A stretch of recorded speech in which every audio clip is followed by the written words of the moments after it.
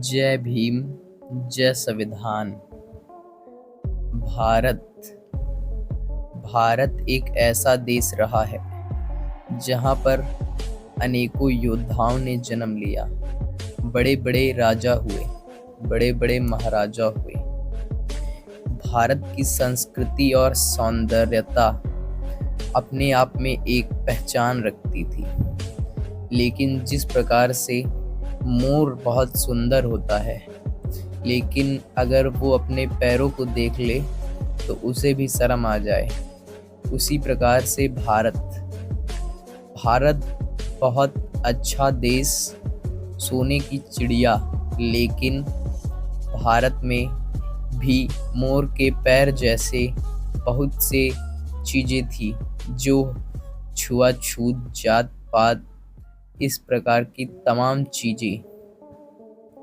वर्ष 1891 एक ऐसा वर्ष होता है जब 14 अप्रैल 1891 में डॉक्टर बाबा साहब अम्बेडकर जी का जन्म हुआ, जो दलितों के लिए आज मसीहा साबित हुए। तो आज हम डॉक्टर बाबा साहब अम्बेडकर जी के बारे में जानेंगे और जानेंगे उन्होंने सबके लिए क्या किया और उनसे क्या सीख लेनी चाहिए। इसी के बारे में हम आप सभी को बताएंगे।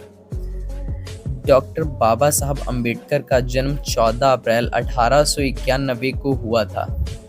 वो अपने माता पिता की 14वीं संतान एवं अंतिम संतान थे।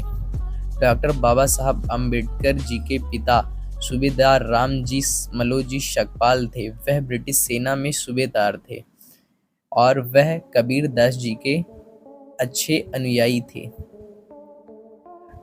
उस समय जो है कि दलित बच्चों को पढ़ने का अधिकार नहीं था, लेकिन डॉक्टर बाबा साहब अम्बेडकर के पिताजी ने बहुत ही सिफारिश लगाकर डॉक्टर बाबा साहब अम्बेडकर का एडमिशन एक स्कूल में करवाया। लेकिन तब भी उनको सब छात्रों के बराबर बैठने का अधिकार प्राप्त नहीं हुआ। तब वो जाते थे और सबसे पीछे बैठते थे, दरवाजे के बाहर बैठते थे। लेकिन डॉक्टर बाबा साहब की शिक्षा के प्रति लगन देखकर उनके पिताजी ने उन्हें कभी शिक्षा से दूर नहीं किया।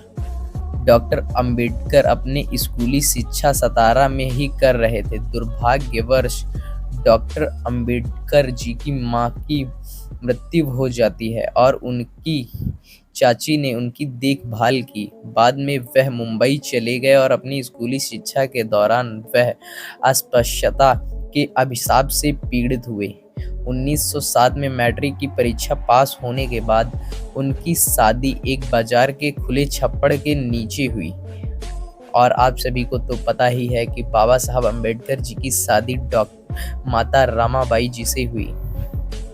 डॉक्टर अंबेडकर ने अपनी स्नातक की पढ़ाई एलिफिंस्टन कॉलेज बॉम्बे से की, जिनके लिए उन्हें बड़ौदा के महामहिम सजीवन राय गायकवाड़ से छात्रवृत्ति प्राप्त हुई थी। स्नातक पूरी करने के बाद अनुबंध के अनुसार उन्हें बड़ौदा संस्था में शामिल होना पड़ा। जब वह बड़ौदा में थे तब उनके पिता की मौत हो गई। 1913 ईस्वी में डॉक्टर अंबेडकर को उच्च अध्ययन के लिए अमेरिका जाने वाले एक विद्वान के रूप में चुना गया। यह उनके शैक्षिक जीवन का एक महत्वपूर्ण मोड़ साबित हुआ। उन्हें कोलंबिया विश्वविद्यालय से 1915 और 1916 में क्रमशः एम और पीएचडी की डिग्री प्राप्त हुई। इसके बाद वह आगे की पढ़ाई करने के लिए लंदन गए। वह ग्रेज इन वकालत के लिए भर्ती हुए और उन्हें London school of economics and politics science में DSc की तैयारी करने की भी अनुमति प्राप्त हो गई। लेकिन उन्हें बड़ौदा के दीवान ने भारत वापस बुला लिया। बाद में उन्हें बार लॉ DSc की डिग्री भी प्राप्त हुई। उन्होंने जर्मनी के बॉन विश्वविद्यालय में कुछ समय तक अध्ययन किया। तो इस प्रकार से डॉक्टर बाबा साहब अम्बेडकर बने।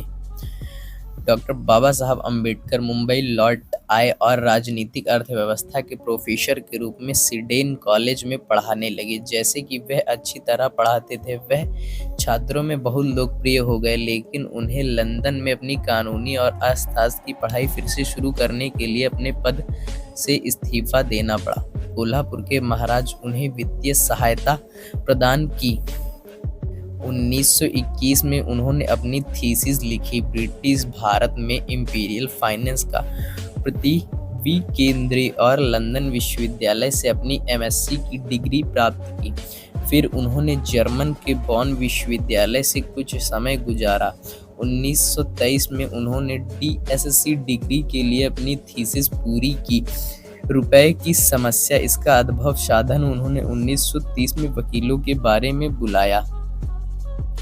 इस प्रकार से डॉक्टर बाबा साहब अम्बेडकर ने बहुत ही संघर्ष करके, बहुत ही छुआछूत का सामना करके उन्होंने समाज में अच्छी शिक्षा प्राप्त की और अच्छा संदेश दिया। जब वो इतने पढ़े लिखे व्यक्ति हो गए तो भारत जब आज़ाद हुआ तो उन्हें संविधान बनाने का अवसर प्राप्त हुआ, जिसमें उनके समाज के साथ अनेकों बार अन्याय अत्याचार हुआ, लेकिन जब उन्होंने संविधान बनाया तो एक निष्पक्ष व्यक्ति की तरह सभी को अधिकार दिए। ऐसा नहीं है कि जिन लोगों ने उनके साथ गलत व्यवहार किया, उनके प्रति कोई गलत नियम या कानून बनाया, उन्होंने सभी को एक समान रखा। और डॉक्टर बाबा साहब अम्बेडकर ने आर्टिकल 15 लिखकर जाति, धर्म, मूल, वंश, लिंग के आधार पर भेदभाव को खत्म किया। और वो बाबा साहब ही थे जो महिलाओं के लिए हिंदू कोड बिल लाए और मजदूरों के लिए स्वास्थ्य बीमा की मांग की और सभी को कानून के समक्ष समानता का अधिकार दिया, चाहे वो अमीर हो या गरीब, चाहे वो अपर कास्ट हो या लोअर। और दलितों को तो बाबा साहब अम्बेडकर जी की वजह से ही वोट देने का अधिकार भी प्राप्त हुआ। सभी लोगों ने जातिवाद का विनाश करने का प्रयास किया, लेकिन डॉक्टर बाबा साहब अम्बेडकर ने ही जातिवाद, मनुवाद, सामंतवाद का सर्वनाश किया। तो सभी लोग एक बार बोलो जय भीम। अगर वीडियो अच्छा लगा हो तो शेयर कर दीजिएगा और कमेंट करिएगा कि अगला वीडियो किस टॉपिक पे आए।